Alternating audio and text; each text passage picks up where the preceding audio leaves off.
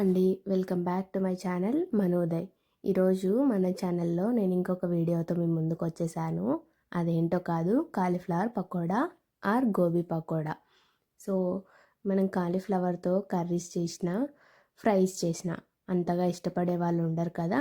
ఇలా గోబీ పకోడా చేసుకోండి, చాలా ఇష్టపడి తింటారు. ఈజీగా చేసిన వెంటనే అయిపోతుంది. ఇది జస్ట్ 15 మినిట్స్లో ప్రిపేర్ చేసేసుకోవచ్చండి. చాలా సింపుల్ ప్రాసెస్, టేస్టీగా, క్రిస్పీగా, హెల్తీగా కూడా ఉంటుందన్నమాట. సో ఇంకేంటి లేట్, ప్రాసెస్లోకి వెళ్ళిపోదామా. ఇక్కడ నేను ఒక కాలీఫ్లవర్ తీసుకున్నాను. వాటికి నీట్గా కింద మనకు ఆకులు అనేవి తీసేస్తున్నాను. నీట్గా పెద్ద పెద్ద పువ్వులు కట్ చేసుకోవాలన్నమాట. స్టార్టింగ్లో ఫస్ట్ పెద్ద పువ్వులు కట్ చేసి తర్వాత సపరేట్ చేసేసుకొని మళ్ళీ ఆ పెద్ద పువ్వుల్ని చిన్నగా కట్ చేసుకోవాలి. సో నీట్గా చూసుకొని నిదానంగా కట్ చేసుకోండి. తర్వాత ఇప్పుడు నేను వీడియోలో చూపించిన విధంగా కింద స్టెమ్ ఉంది కదా, మనం ఆ స్టెమ్ని కూడా కట్ చేసుకోవచ్చండి. ఇలాగా ఈ సైజులో కట్ చేసుకొని పెట్టేసుకోండి. తర్వాత ఇక్కడ నేను నీట్గా వాష్ చేసుకున్నాను. 2 టైమ్స్ వాష్ చేసుకొని పక్కన పెట్టేసుకుంటున్నాను. ఇలా ఇలా ఈ సైజ్ అయితే సరిపోతుందన్నమాట. సో నెక్స్ట్ నేను స్టవ్ ఆన్ చేసుకొని సిమ్లో పెట్టేసుకొని వాటర్ పెట్టుకున్నానండి. ఒక గిన్నెలో వాటర్ పెట్టుకున్నాను. ఆ వాటర్లోకి నేను కడిగి పెట్టుకున్న కాలీఫ్లవర్ని వేసేస్తున్నాను. ఇప్పుడు ఇందులోకి కొద్దిగా పసుపు అండ్ కొంచెము ఉప్పు కూడా యాడ్ చేసుకుంటున్నానండి. ఇది మంచిగా మనకి ఒక 60% కుక్ అవ్వాలి. 60% కుక్ అయిన తర్వాత మనం దింపేసుకోవచ్చు. సో నేను హై ఫ్లేమ్లోనే పెట్టుకున్నాను. ఇక్కడ చూపిస్తున్నాను కదా, ఈ ఈ పువ్వు అనేది అలా తుంచగానే తునగాలండి. సో ఇప్పుడు చూస్తున్నారు కదా, నీట్గా ఇలా కట్ చేయగానే అలాగా కట్ అవ్వాలి.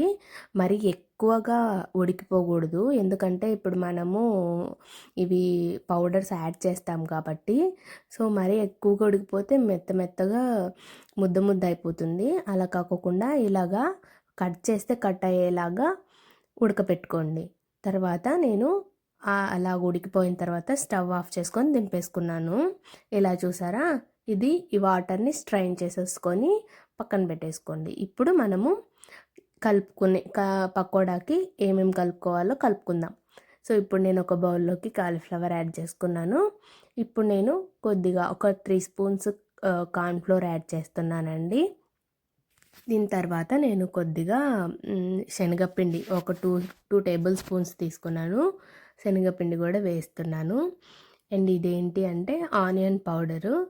ఇది కొంచెం ఫ్లేవర్ కోసం, ఇది మీరు పూర్తిగా ఇగ్నోర్ చేసేసేయచ్చు, ఇదేం మ్యాండేటరీ కాదు, జస్ట్ ఫ్లేవర్ కోసం వేస్తున్నాను అనమాట. ఆనియన్ పౌడర్ వేసాను. అండ్ తర్వాత కొద్దిగా జింజర్ పౌడర్ కూడా వేసుకుంటున్నాను అనమాట. సో ఇది యాడ్ చేసిన తర్వాత మనం కొద్దిగా కారం ఒక 2 టేబుల్ స్పూన్స్ యాడ్ చేశాను. అండ్ తర్వాత కొద్దిగా నేను ఉప్పు యాడ్ చేసుకుంటున్నాను. అండ్ తర్వాత ఒక 1/2 స్పూను గరం మసాలా వేసుకుంటున్నాను. అండ్ తర్వాత నేను ఇంకొక 1/2 స్పూను బ్లాక్ పెప్పర్ 1/2 స్పూను వేసుకున్నాను. వేసుకున్న తర్వాత మంచిగా చేత్తో ఎక్కువ చేయి వాడకండి, ఇలాగా పౌడర్స్ అన్నీ మిక్స్ అయ్యేలాగా మిక్స్ చేసుకోండి. తర్వాత కొంచెంగా వాటర్ తీసుకొని కొద్దిగా వాటర్ తీసుకొని ఇలాగా నీట్గా కలుపుకోండి.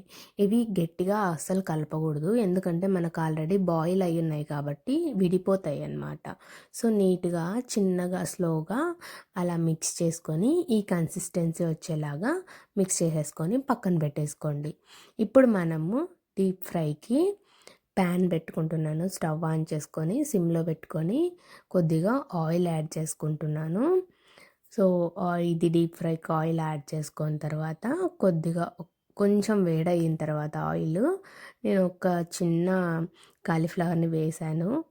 సో ఇలాగా మునగకుండా పైకి తేలింది అంటే మనకి ఆయిల్ రెడీగా ఉందన్నమాట.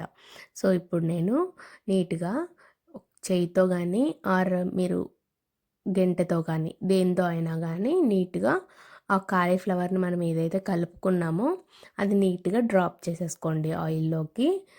నిదానంగా వేసుకోండి, ఆయిల్ ఎగురుతుంది. సో జాగ్రత్తగా చేసుకోవాలన్నమాట ఈ ఫ్రై ఐటమ్స్ చేసేటప్పుడు. సో చూసారా, ఇలా నీట్గా డ్రాప్ చేసుకున్న తర్వాత వెంటనే కలపకండి. అలాగా ఒక 5 మినిట్స్ వదిలేసేయండి. ఎందుకంటే ఆ ఆయిల్లోకి అది కొంచెం స్టిక్ అవుతాయి కాబట్టి ఆ వెంటనే కలిపితే మనము మనకున్న దానికున్న పౌడర్ ఆ కాలీఫ్లవర్ సపరేట్ అయిపోతుంది. అలా కాకుండా కొద్దిసేపు ఒక 5 మినిట్స్ ఆగిన తర్వాత ఇలా నీట్గా సపరేట్ చేసుకోండి. కొంచెం కొంచెంగా, నేను వెంటనే కలపలేదు చూసారా, ఇలాగ ఒక 5 మినిట్స్ అయిన తర్వాత కొద్దిగా కొంచెం కొంచెంగా డివైడ్ చేశాను. ఇప్పుడు డివైడ్ చేసి మనము హై ఫ్లేమ్లో పెట్టేసుకోవచ్చు. హై ఫ్లేమ్లో పెట్టుకొని కొద్దిగా కలర్ అది చూసుకోండి. కలర్ వచ్చింది, మంచిగా ఉంది, వేగింది అన్న టైంలో మీరు తీసేసుకోవచ్చు అనమాట. ఇప్పుడు మనకు ఆల్మోస్ట్ అయిపోయింది. జస్ట్ అలాగా కలుపుకుంటున్నాను అనమాట నేను.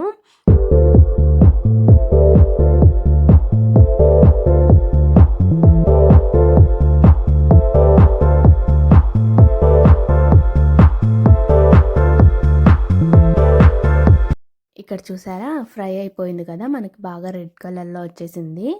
అండ్ అలా వచ్చేసిన తర్వాత నేను ఇక్కడ తీసేసుకుంటున్నానండి. అలాగొస్తే సరిపోతుంది. ఇక్కడ చూపించిన విధంగా ఫ్రై అయితే సరిపోతుంది.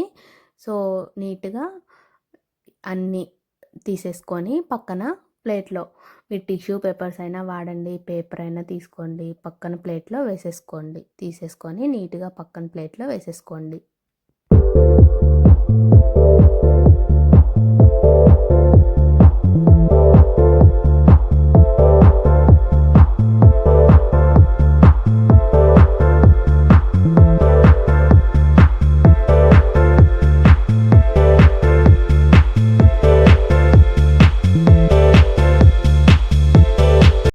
ఇప్పుడు నేను రెండోసారి కూడా పకోడాని వేసుకుంటున్నాను. ఇక్కడ మీకు ఏం చెప్పాలి అనుకుంటున్నానంటే, ఎప్పుడైనా మనం పకోడా వేసేటప్పుడు కానీ తీసేటప్పుడు కానీ సిమ్లోనే ఉండాలి ఫ్లేమ్ అనేది. ఆ హై ఫ్లేమ్లో పెట్టి తీయడం కానీ వేయడం కానీ వేస్తే అది పొరపాటున పైనుంచి పడినప్పుడు డ్రాప్స్ అనేవి ఎగురుతాయి అన్నమాట, మన మీదకి ఎగురుతాయి. అలా కాకుండా మనం వేసేటప్పుడైనా తీసేటప్పుడైనా ఎప్పుడైనా కానీ మధ్యలో మిడిల్లో మనం ఇలా వేగేటప్పుడు హై ఫ్లేమ్లో పెట్టుకున్నాను చూసారా, అప్పుడు పెట్టుకోవచ్చు. కానీ మనం వేసేటప్పుడైనా తీసేటప్పుడైనా ఎప్పుడైనా కానీ మనం సిమ్లోనే పెట్టుకొని చేసుకోవాలండి ఈ ఫ్రై ఐటమ్స్. అలా కాకుండా హై ఫ్లేమ్లో పెట్టుకొని చేస్తే ఎగిరే అవకాశం ఉంది. సో జాగ్రత్తగా చేసుకోండి.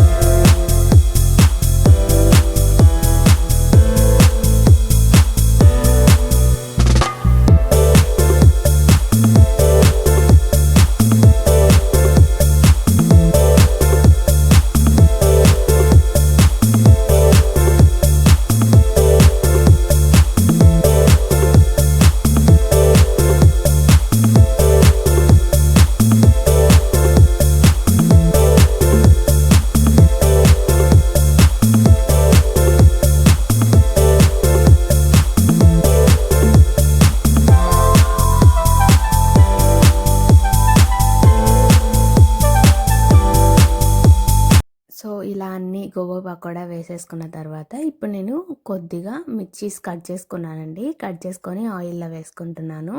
ఇది సైడ్ డిష్ లాగా, కొంతమంది ఆనియన్స్ వేసుకొని తింటారు, కొంతమంది ఏదైనా పౌడర్ చల్లుకొని తింటారు కదా. ఇలా నేను మిర్చీస్ యాడ్ చేసుకుంటున్నాను.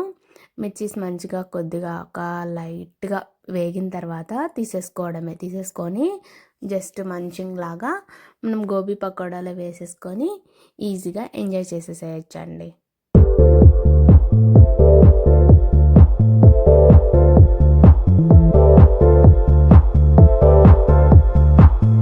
అంతే అండి, మన టేస్టీ క్రిస్పీ గోబీ పకోడా మనకి రెడీ అయిపోయింది. చాలా హెల్దీ కూడా ఈ కాలీఫ్లవర్ పకోడా. బయట తినే పకోడాలు గోబీల కంటే ఇది చాలా హెల్దీగా ఉంటుంది. మన ఇంట్లో మనం చేసుకున్న వంట చాలా తృప్తిగా ఉంటుంది తింటే కూడా. సో చూసారు కదా, చాలా సింపుల్గా అయిపోయింది మన గోబీ పకోడా.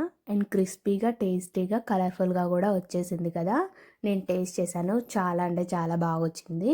సో ఇలాంటి మరిన్ని డెలిషియస్ ఫుడ్స్ కోసం మన ఛానల్ని సబ్స్క్రైబ్ చేసుకోవడం మాత్రం మర్చిపోకండి. Thanks for watching. Me friends and ఫ్యామిలీతో తప్పకుండా షేర్ చేస్తారు కదా.